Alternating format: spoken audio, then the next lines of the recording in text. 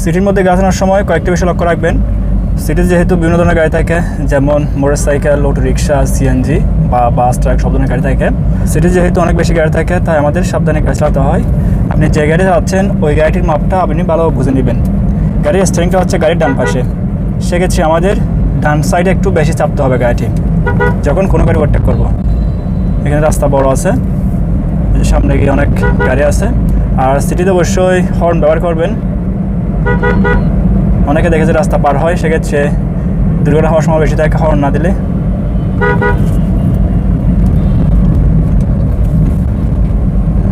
যেখানে একটু ব্রেক করতে হবে, সামনে লক্ষ্য করুন, একদম ছোটো জায়গা, হালকা ব্রেক, গাড়ি যাবে না। এখন যাবে, ডানে একটু বেশি চাপতে হবে। এই যে লক্ষ্য করুন, আপনি ডানের এই যে লুকিং মিরর রয়েছে এটা ফলো করবেন, সেই হিসাবে আপনি গাড়ি ক্রস করবেন। এই পাশটা ফলো করবেন। এখন কিন্তু রাস্তা ফ্রি, এদিকে আবার ব্রেক,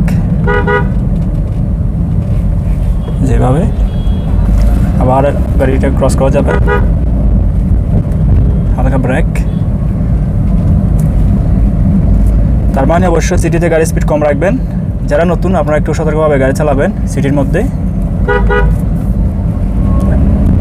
রাস্তা ফ্রি। আমি সামনে গাড়ি ব্রেক করব, সেজন্য বাম পাশে সিগন্যাল দিতে হবে, সামনে গিয়ে ব্রেক করতে হবে।